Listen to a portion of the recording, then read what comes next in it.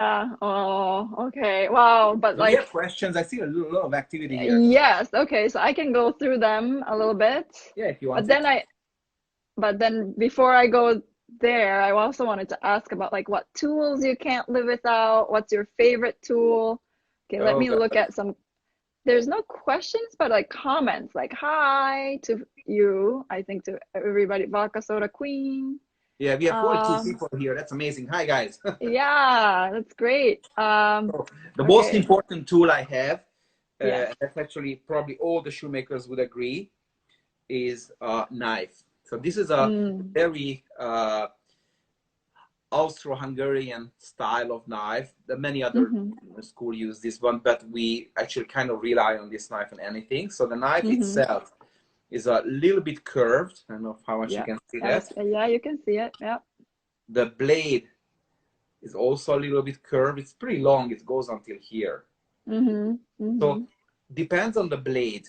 We do different stuff with these. So this at this part is relatively straight. So this would be mm-hmm. great for cutting soles, cutting heels, even skiving. Probably this would not be my first choice for skiving for some Okay, reason, but okay. for cutting, this is a Mm-hmm. great tool. Uh, these Just are mm-hmm.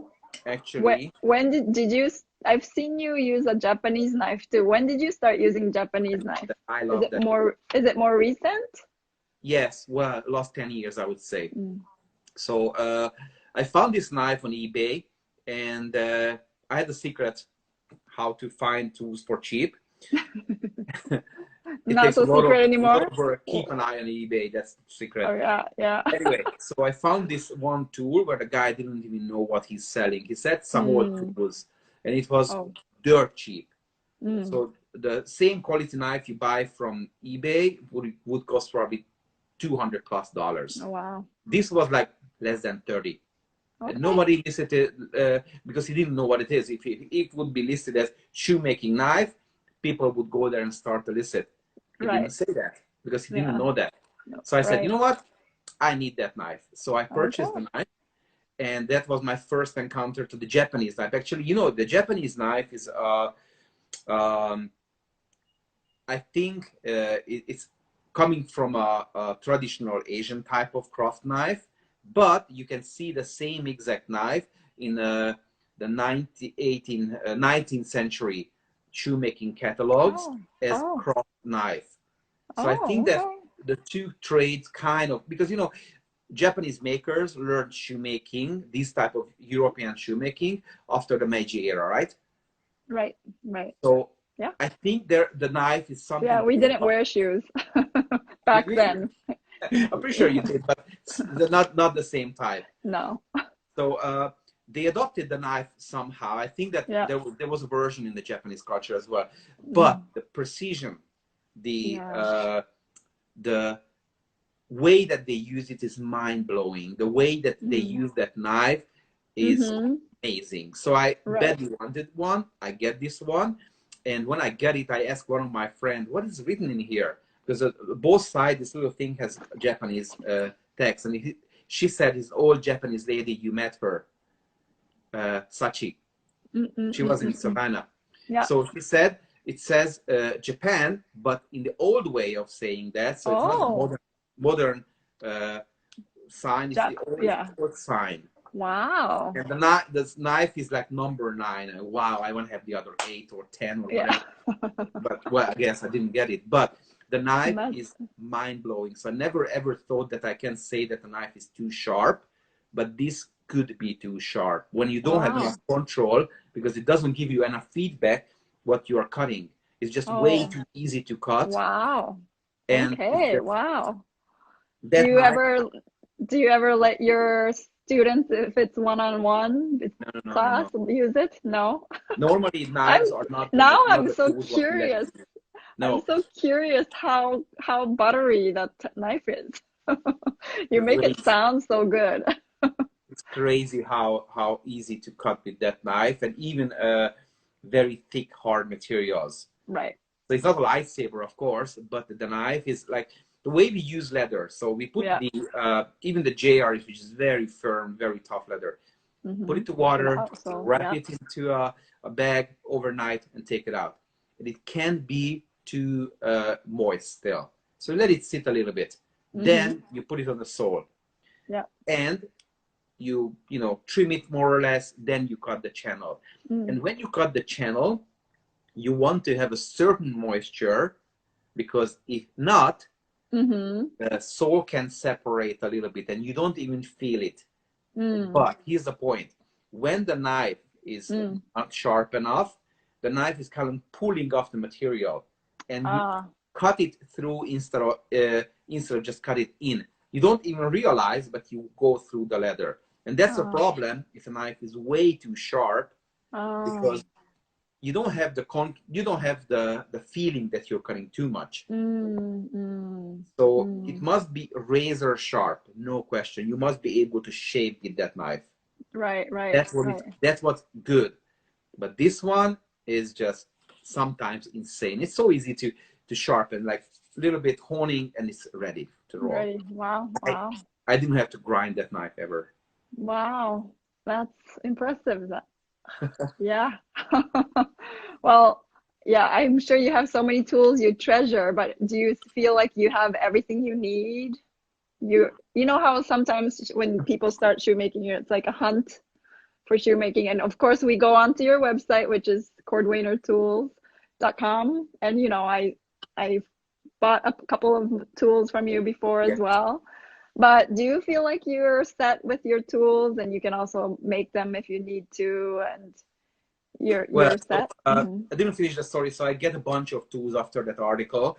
So I had probably, I don't know, like thousands of tools, which I kept. Then when I started to teach in 2009, I think, 8 maybe, they started all with awls. I had these old ones, and students break them continuously. They started to break. Okay, next one. And I was running out from awls, and they said, okay, this is not gonna work. So I found this guy, a sword maker. He made swords from museums, and he said, okay, make me 50 of them. And he made 50, and when they come for courses, I say, can you sell me one of these? And actually, yeah, I can. Yeah. And then I started to, you know, pile up these things, and I started to sell brand new tools, which is, well, it's a lot more difficult to break than the old ones. The old ones are kind of, you know, not that sturdy anymore. Oh, okay. That was the story that I started these tools. But I am a collector, so I see a great old tool, I buy it. And you also know how to use it too. That's the thing. Yeah. Yes. And you know, if it's something unique, it's like I don't have it, which is not likely, but can happen. I know exactly which tools I don't have. So if I find those, then I need to have it. So that's something I need to have. But you know, these days I don't buy duplicates. So if I already have like 5 of them, it's fine. I'm not gonna take that. It doesn't make any point. But if it's something which I don't have, well, it's very tempting. I need to control myself because there's a lot of money can go in there. Yes, the eBay. It's like a rabbit hole. Oh, and then you can also get, not junk. Sometimes when you want one tool, sometimes it comes in like a set of, you know, in a box.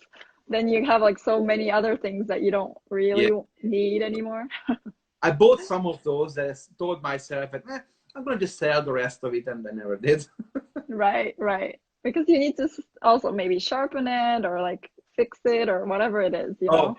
I get to be a professional by now, by that. Yeah, right? I know exactly how to clean an old tool if it's cleanable. But I see makers that I even see a blog post how to fix these old tools, but please don't follow that. They butcher that old tool. That's not how it's done. So you can actually mess up a beautiful old tool. So you can't even understand how beautiful they are if you don't put it together with a new one. Many new tools, because there's no competition. There's like two or three companies these days making new tools. Right. And you know what? There's no competition. They make whatever they make, they're gonna sell it. They're not inspired, and if they are not makers, they don't understand how to use that tool. Right. They don't So even have like to be that taught. nuance, yeah, or nuance or the angle or whatever it could be. Yeah, Yeah, they don't there's no understand it. I see. competition. There's you know the shape is not the same. Do you, The breast ferrule is not the same. It's just a like display. I feel like tool cleaning and tool sharpening and refurbishing, that kind of that's a new class for you too. I feel like there's so many makers who have something and they want to. I mean, I think most bespoke makers or shoemakers who have really good tools probably learn how to sharpen and stuff by themselves somehow. But Yeah, so I could probably share a couple of secrets about that. That would be a maybe a half an hour video because I know how to do it, but I'm clearly not a metal working professional. right. So I Well, you can be like, I this is the way I do it. Marcel method. well No, I mean maybe not. I don't know. I'm just throwing it out there. yeah, it would be a nice deal probably. But again, if you are not respectful for these old tools, you can easily mess them up. So there's some of them like the edge irons. There's Mm-hmm. one tiny little, almost like a blade at the edge, Mm-hmm.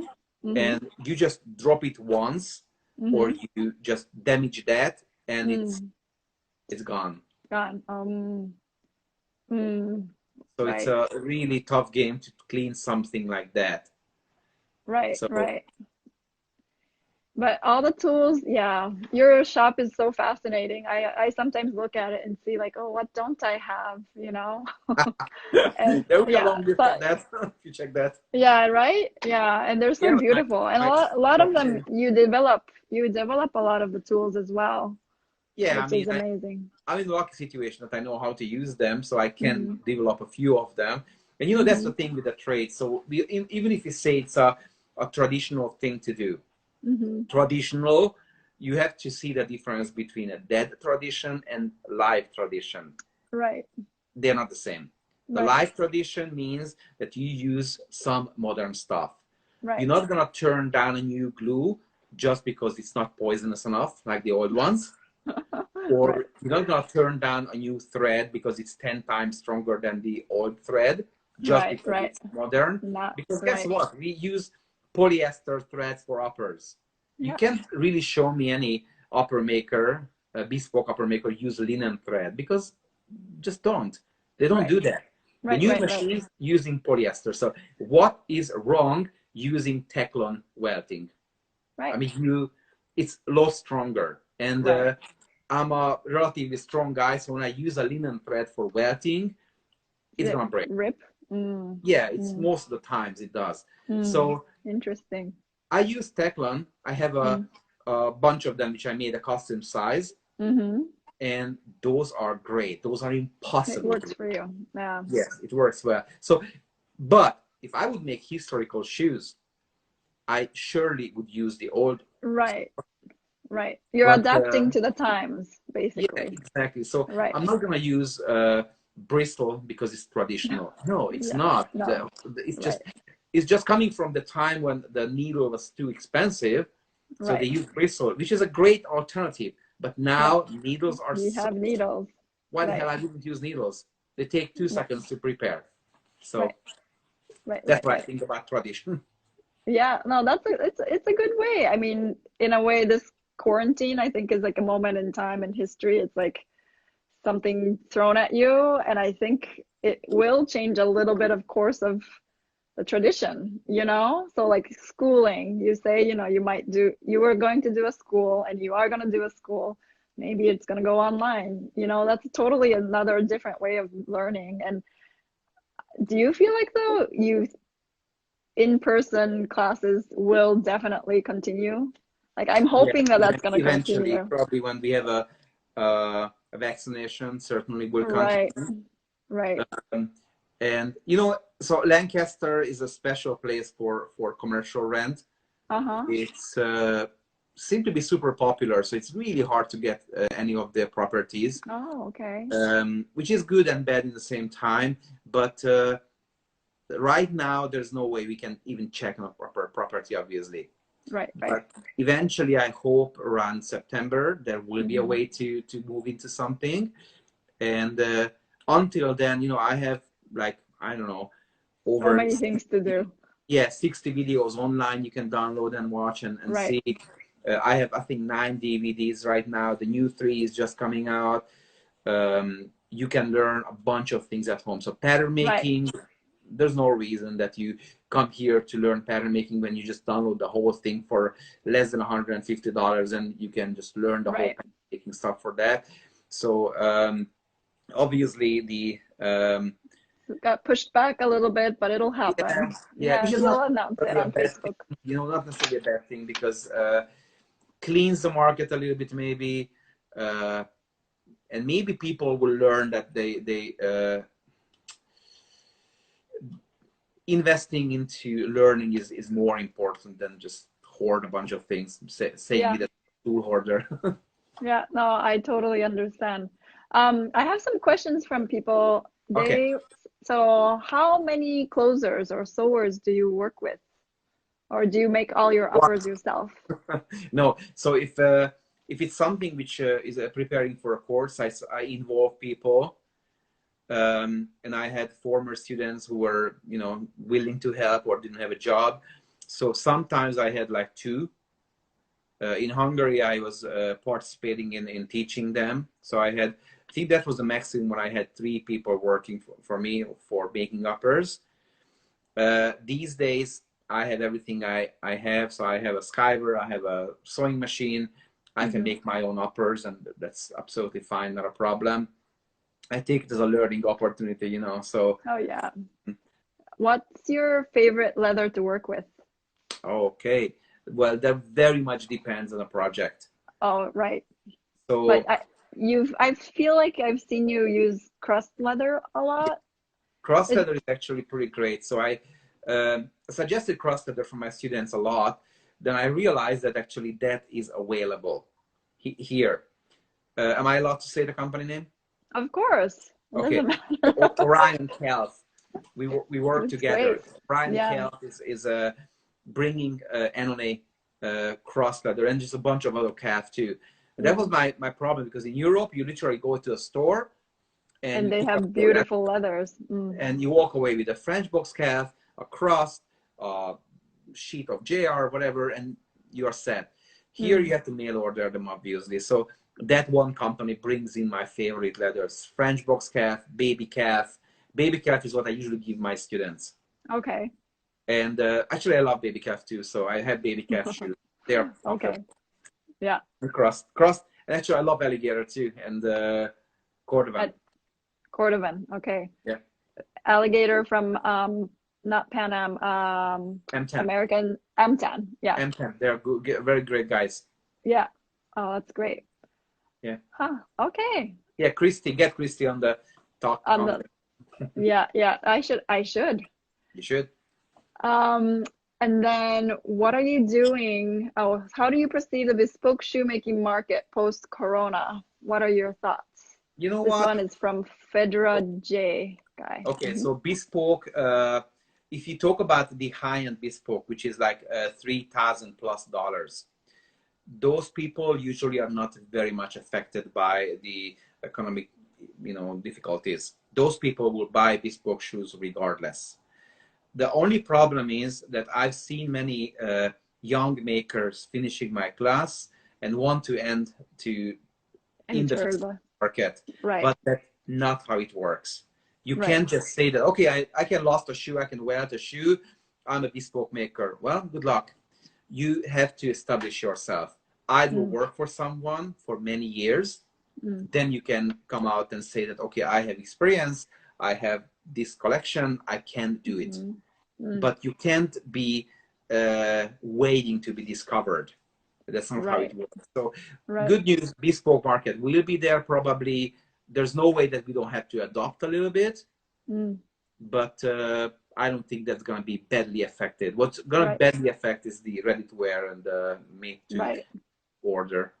Right. Okay.